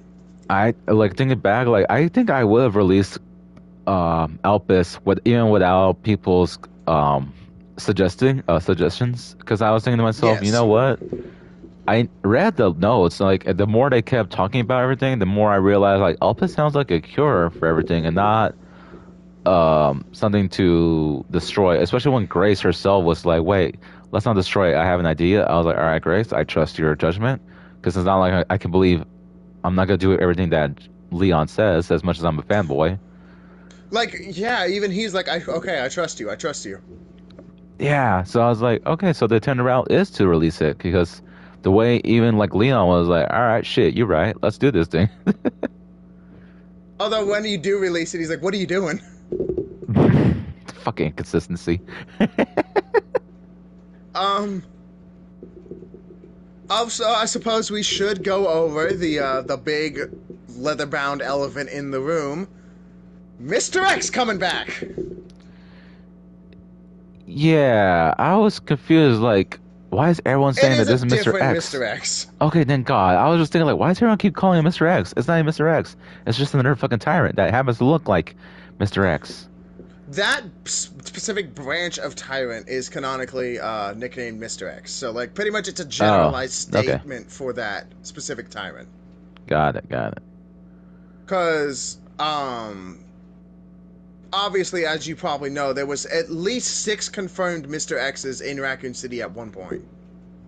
Yeah, and again, I'm impressed by Although the RPD members that were just normal enough, yet they were still badass enough to actually take down those tyrants.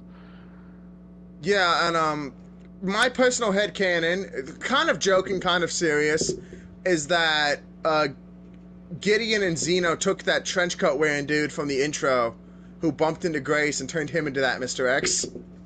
That would be pretty crazy, considering that whole fit was just Because too he similar. had the same trench coat and top hat. Yeah. And then someone said one of the NPCs also looked like they dressed up like as Ethan. I was like, oh my god, like what is going on here? Also, just gonna say it, I love that Leon's like, yeah, I remember you. Starts shooting, parries a punch, gets a punch to the stomach. He's like, oh, I remember that too. That was pretty hilarious. What is that rattling and thing? I loved that for the first time in the game as Leon, you felt completely powerless against him again. Yeah, nice callback. Very painful callback though, especially with that fucking airplane piece. I mean, helicopter piece. How did you feel about the relatively more PS1 accurate Super Tyrant? I thought it was cool. Like I'm not hating on it.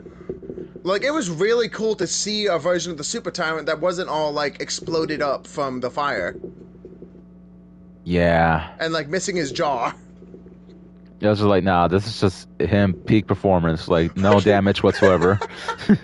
I remember specifically when I fought him in my playthrough.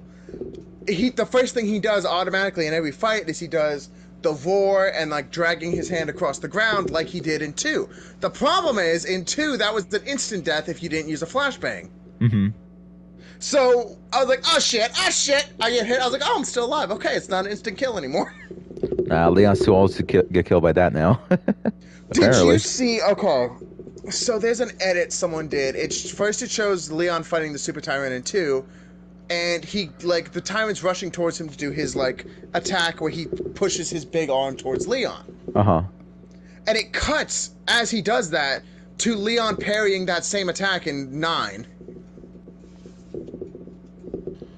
Right.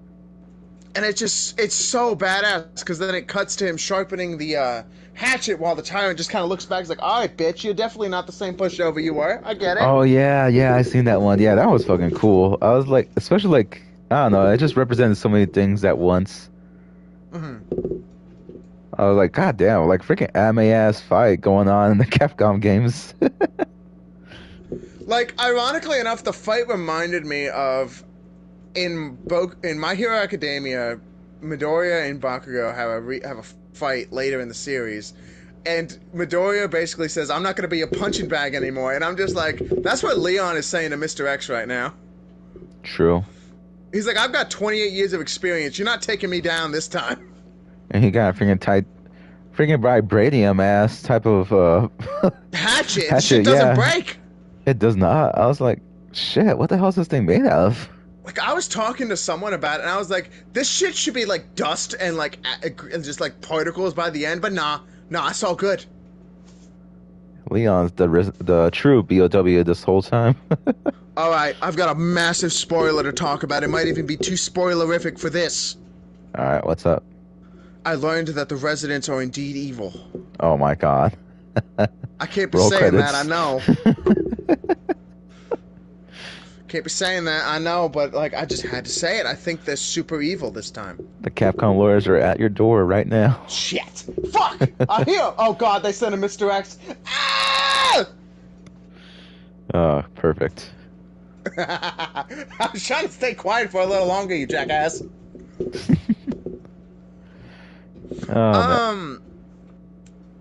Kind of. Plan 43. Plant 43. I feel like we should indeed mention that. Plant 43. Interesting, and like you told me that I learned from you, is there's to make up for the fact that there's no Plant 43 or whatever in Resident Evil 2 remake. Or 3 remake, was it? Which one was it that was supposed to be in? Okay, so from what I remember, I remember finding the plant in 2. Like, it was like a big ass thing to deal with, like especially when all the plant zombies are Ivies. The plant ivies, yeah. So I think it was two that had to be dealt with. But I remembered and remake, like they only made like a slight they made like a slight reference to it because they had like a door slightly ajar with some plant coming out of it, but it was not um but of course you cannot go inside it because you cannot fight plant 43. So I guess they're trying to And make a reference to it. and the What's I that didn't understand noise? what was happening. That was me laughing. No, I mean the rattling noise because I keep hearing it. Hold on, let me just try something real quick. Alrighty. Did it stop? I don't know. Do whatever you were constantly doing. Blah blah blah blah blah blah blah blah blah blah blah blah blah blah blah blah blah blah. I think it stopped. That was my AC unit. Ah, I see. All right, continue. Like when the first like Plant 43 tentacle that shows up in the train, I didn't know what the fuck it was at first, so I ended up getting hit before I realized, oh fuck, it's a plant. I liked the fight before you go into the arc. I just think it was a little bit rushed. As in, like, it's not really like a super long fight. You just do enough damage to it, and then the exploding barrels drop. Yeah, I will say I'm surprised like how short it was, and I'm just thinking to myself like, damn, either they did not have enough time to like really do these other things, or they were really just trying to make Leon seem like the strongest protagonist in the whole series because he dealt, oh boy, what did he deal with? He dealt with a nemesis, he dealt with a tyrant, he dealt with the Plant 43. He all in the span of like a fucking day, all while dying. A day, all in the span of like 45 minutes, probably. God damn. Yeah, yeah. Like, oh, and let's not forget the infamous Hunk as well. So fuck, that's motherfucker gotta be like one of the strongest protagonists ever if he's dealing with All that these many characters in one go. badasses. Yeah. Um, and of course, we can't forget the other thing that he deals with. All right. They might have made their first appearance in Resident Evil 2. Oh, right, Mr. X. My bad. No, you mentioned Mr. Oh, yeah, X. yeah, you're right. Whoops. I'm talking about the liquors. Oh, right. I'm so sorry. Like, I dealt with those so easily, even as Grace, that I was just thinking like, huh? I was like, oh fuck, right, liquors, they were in there. I killed them.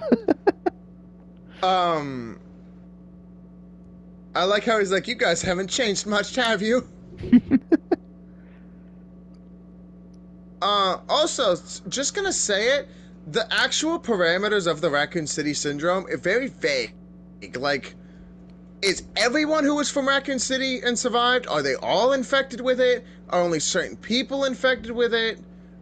Because, like, throughout the game, they make no mention of, like, Jill or Claire or Chris ever being infected with it, because at the end of the game, Leon only mentions bringing back a dose for Sherry and not about, like, reverse engineering it to make more to cure the others. Your answer is yes. Huh?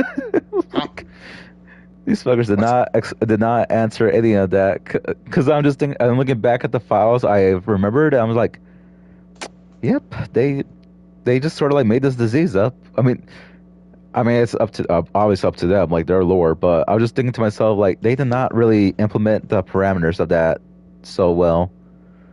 Like you're trying to make sense of it. I was just thinking, like, yeah, who else could be affected? Like, why are they so vague about everyone else that was in Raccoon City at the time?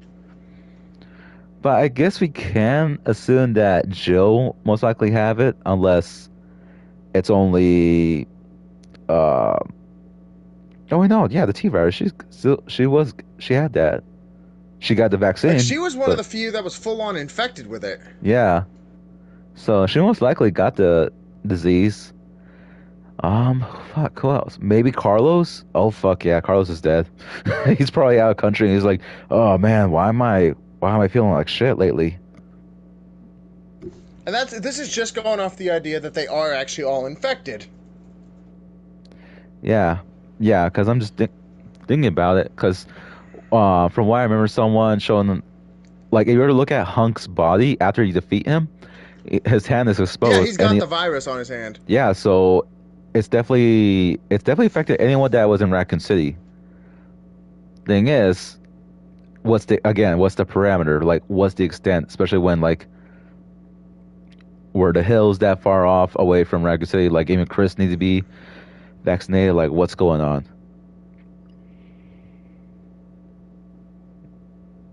I don't think we'll ever know. Like, we may never fucking know at this point. No, because we got the cure already. Thankfully. They're probably in RE10, whenever that comes out, or whatever side story comes out that takes place after 9. 10 years probably later. Get a short little... a short little... We'll probably get like a really short part of the beginning where it's like, oh yeah, they reverse engineered Sherry's dose and was able to make enough for all the survivors. You know what was going to really piss us off? What's if that? you and I decide to like actually look at the FBI report, special content later on, it actually explains like what is parameters and everything, and we're like, we're complaining here and there, and it's like, oh shit, all the answers are actually in here. You know, I still... Oh my god, during my Let's Play, post-game, I look through that, I'm like, I am not reading 62 pages on this part. Fuck that. True. I was like, God damn, this is actually a lot. They really care about this. But then I was like, they're just trying to clean up their own bullshit. Oh my God, why did they merge things? Again, that's just my minor complaint about the series so far. Is there anything else that we want to go over, or? Let's see, we touched on, well, we enjoyed Grace, but we were so confused by her not being that special. Here's the thing. Some people, like, are irritated with how she acts and, like, how skittish and timid she is. And it's like, she's not, like... Claire, for example, the brother of the sister of a badass, Leon, had already trained to be a police officer. Obviously, this shit doesn't prepare you for zombies, but it prepares you for more intense situations. Grace didn't have that. She may have been an FBI officer, but by God fucking damn it, she just sat in the goddamn office.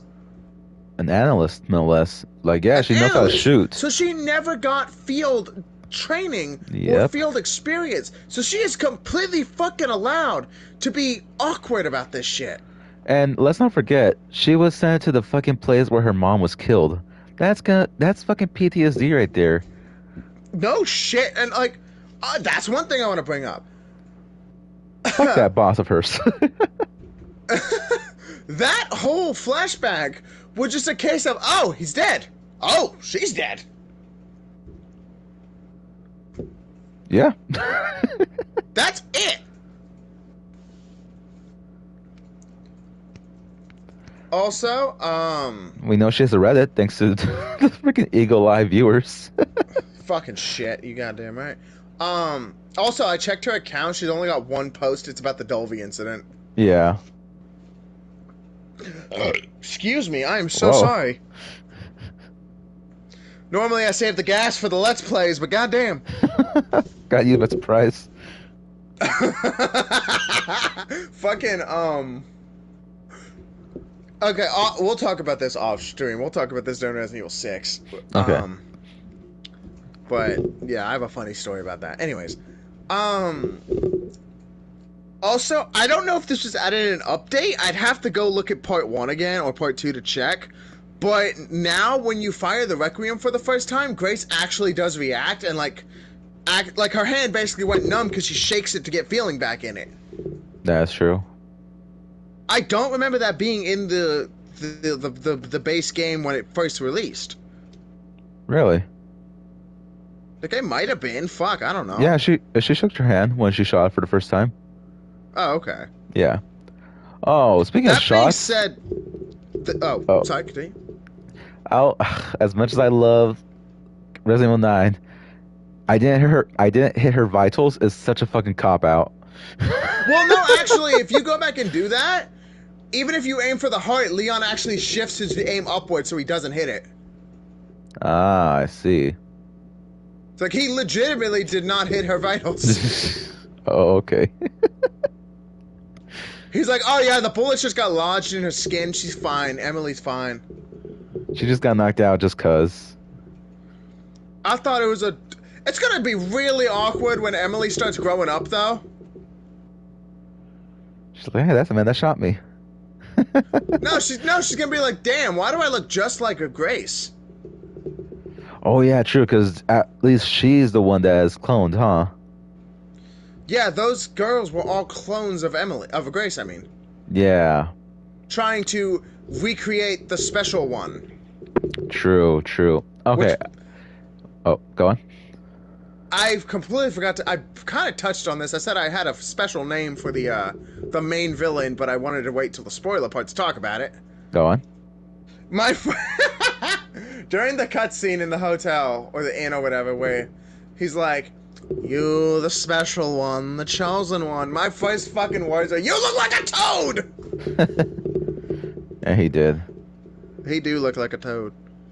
Fucking Victor Gideon. Goddamn. Fucking goddamn. Him being a nemesis, though? Fucking wild. Like, it makes sense, ultimately, as to, like, how even Leon goes, a nemesis. No wonder he's so damn relentless. Seriously, I was like, how's the motorcycle not taking you out? How did you survive getting your arm ripped off? All of a sudden, he's got, like, little fake hands squirreling out of his arm. Yeah, he was such a fucking character. His fucking walk away after laughing a crazy amount of time after in the basement. No, not the basement. It was there during the upper floor when Grace escapes him and like tricks him and thinks she ran out there. Yeah, he was just like ha ha ha ha, and then just dead silence, straight start power walking out there. I was like, oh shit, right, this place is about to explode. I was like, what the fuck was that? And I'm so glad I'm not the only one that realized like how freaking awkward that scene was, but so hilarious. I've done it.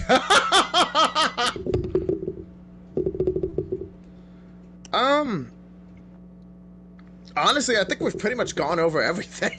Yeah.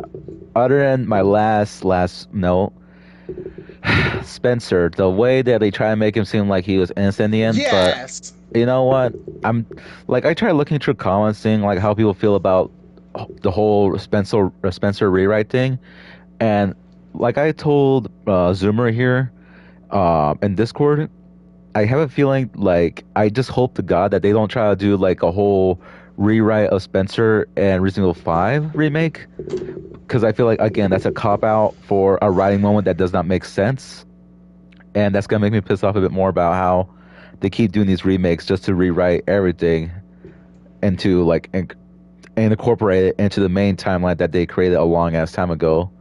But then some people said like, come on, let's think about it for a moment.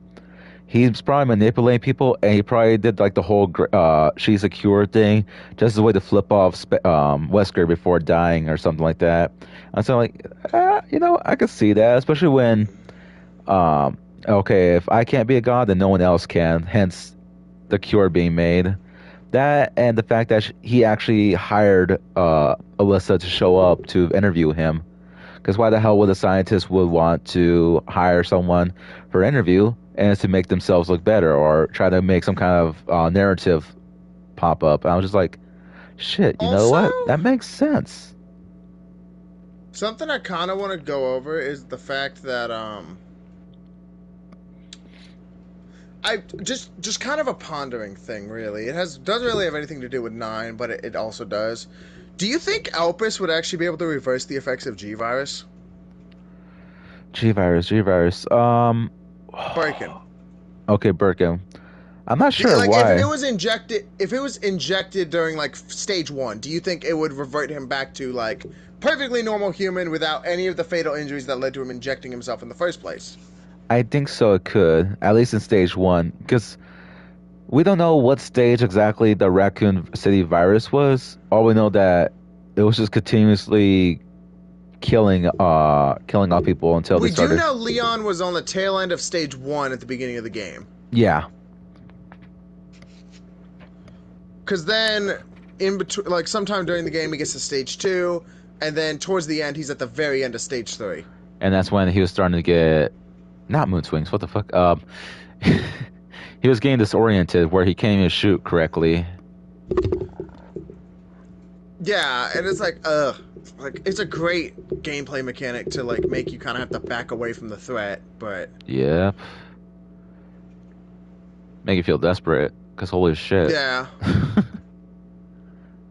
But it kind of loses its edge though after you replay it because it always happens at the same times. Oh, that sucks. Because they make it sound like it happens at random moments.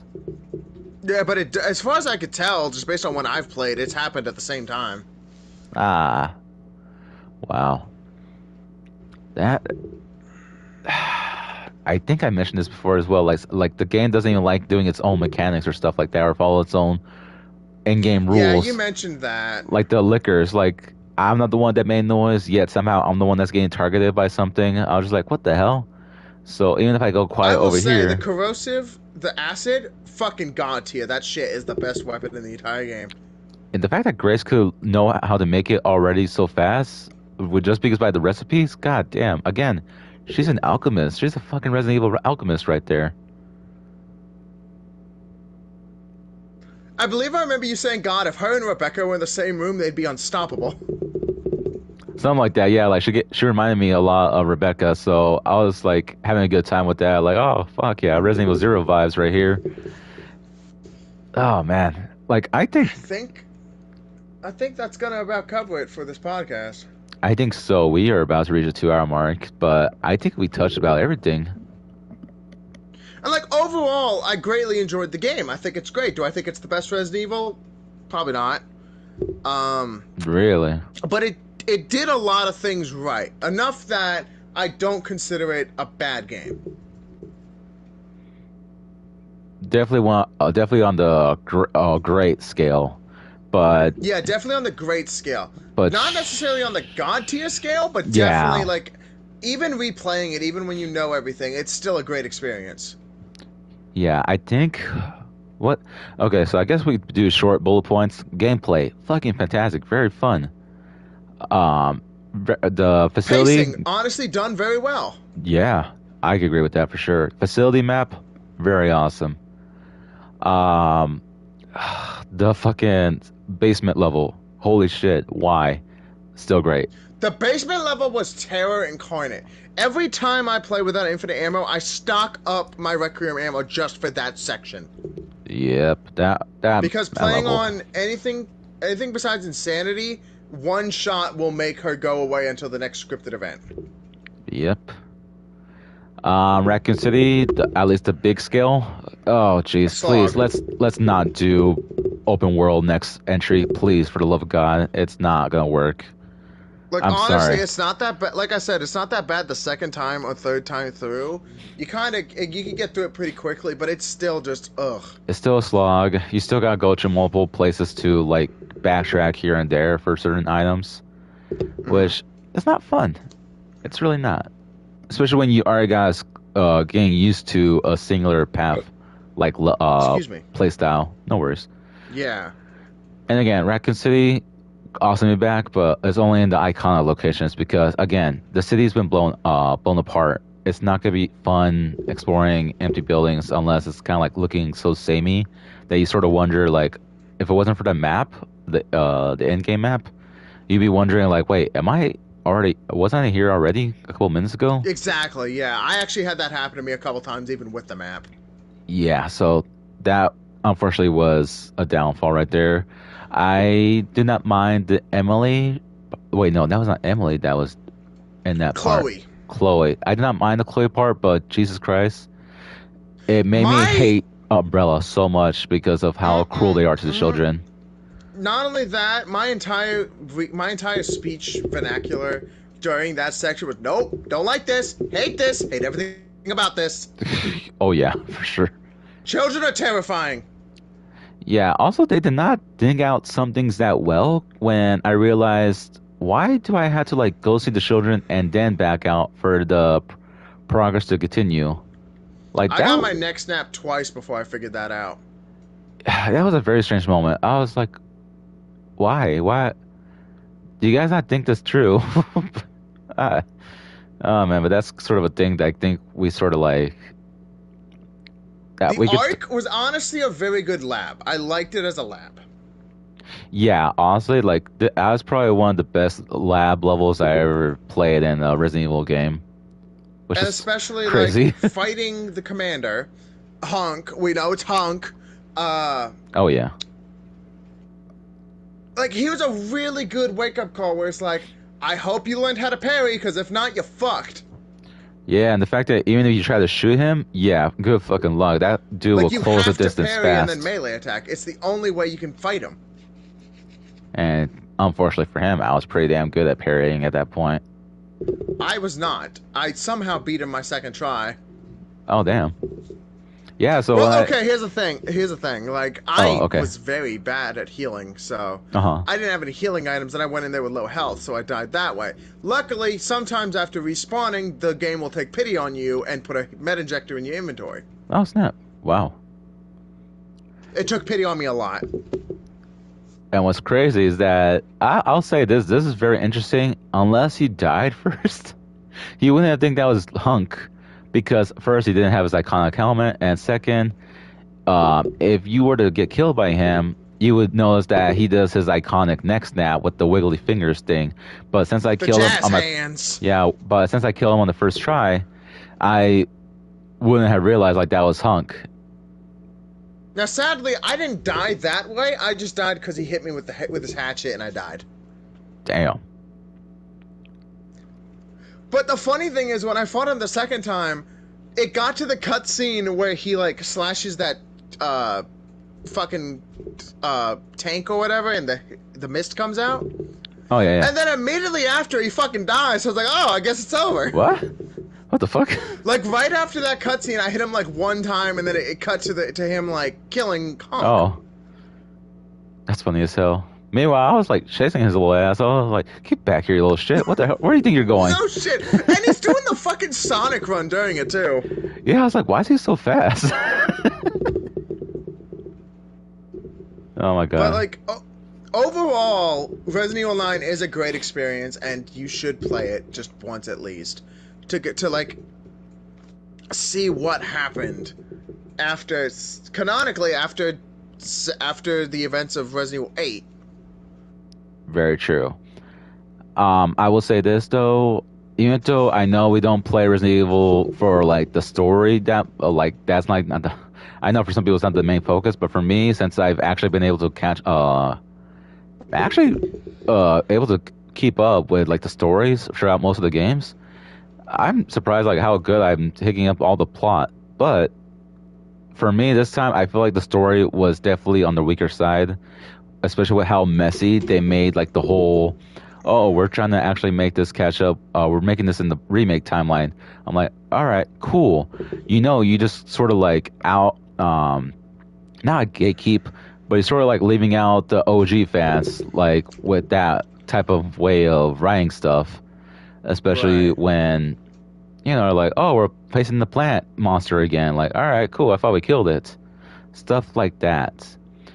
And I'm sorry, but I love the story. I love the game, but the story definitely Capcom needs to figure out like whether they want to keep doing this weird mesh of following the original timeline yet doing the remake timeline.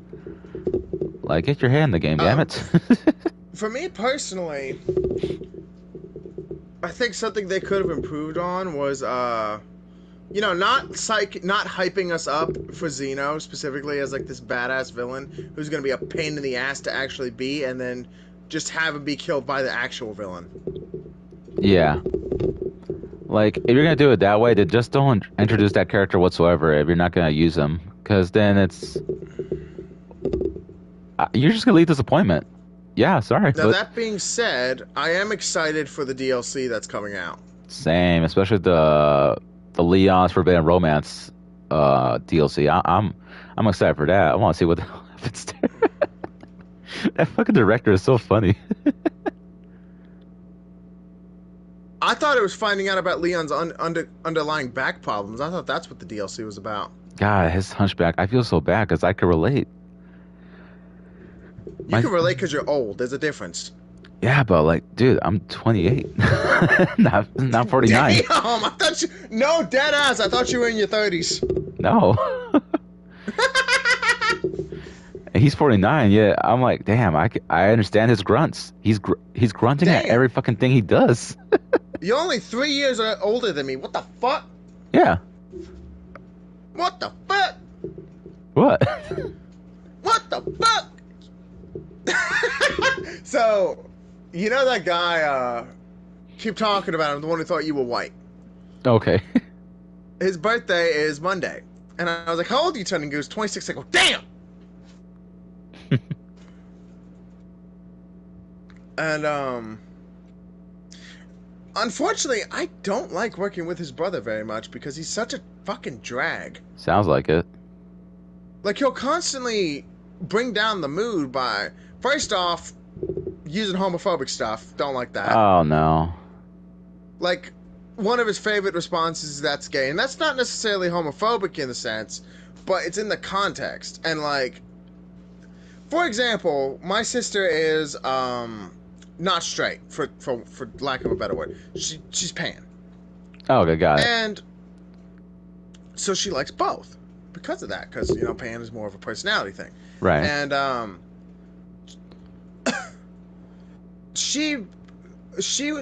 and I were ready to go home, and he was like, are you going home to your husband? And she goes, I might have a wife, you don't know. And he goes, whoa, if you swing that way, then, you know, more power to you. And we're like, what's that supposed to mean? Right.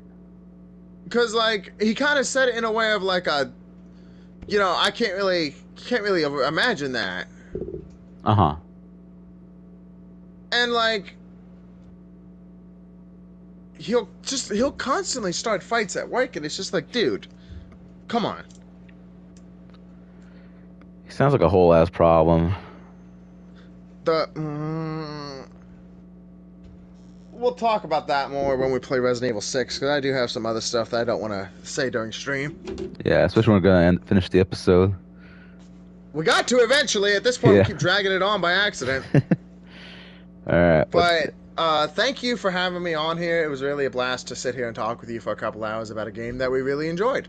Yeah, I just wonder what the heck our next topic will be. But, man, I feel like this is a fantastic return to form with the podcast.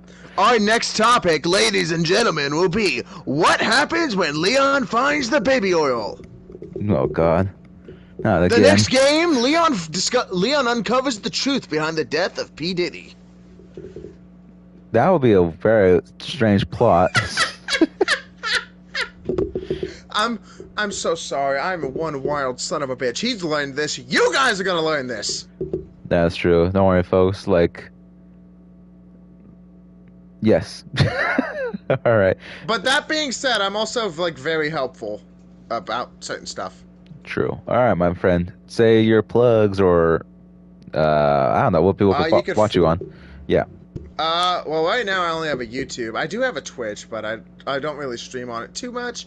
But you can find me on YouTube at ProfessorZoomer, and currently, at the time of recording this podcast, because I'm going to have to edit this, and that's going to take a while, at the time of recording this podcast, I'm currently uploading the parts to my playthrough of Transformers the Game. So, and I've also got like 10 other playthroughs on my channel, including Resident Evil Requiem, so, you know, if you want to watch a crazy fool play some games, check out my channel, I guess. I don't know. I don't know what the cool kids say. No, you got it. And also, be sure to subscribe to this idiot.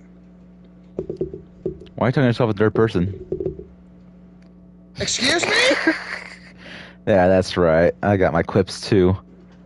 Excuse me? Alright, but for real the though. slander! The discrimination! I feel racially attacked! Racially attacked? You are mocking my intelligence because as a white man I must be dumb. You jumping through so many damn hoops? You may as well be a hooper at this point. What the fuck? Fucking hell, you right. All right, but my friend, please know that I appreciate you coming on and talking with me because I really do miss this sort of thing. And yeah, I really Of hope we could course. bring a lot of comedy to people. All right, with that being said, everyone, feel free to stick around for the podcast. Like, I feel like we are actually going to come back with more episodes. Fuck yeah. Of course, if you want. Sorry, this is a Christian channel. I will not have you speaking in such a manner. You're speaking to a Catholic. I don't think it's going to work out. You're speaking to a non-religion. You do not hold any power here. What the fuck? You speak to someone who does not have a religion. You are powerless. Ah. So you're one of them evangelists. I'm just kidding. People are gonna be like, "What the?" People are gonna be No, like, "That's a fucking hoop." You want to talk to me about hoops? That's a fucking goddamn to reach that conclusion. I'm not gonna lie. I don't even know what an evangelist believes in. But anyway, I don't either, to be honest. We're so Anyways, we should probably cut this, or else next thing you know, your wife's gonna be home. We're not gonna be able to play Resident Evil 6. Yes, let's freaking get this over. All right, everyone. If you want to follow me on my gaming channel, it's on Rise for the Emblem. This is where that's where I'm gonna be currently record our future podcast episodes until I don't know, by some miracle we get 50 subscribers on the podcast channel. But anyways, adios. Have a great day and be safe out there, everyone.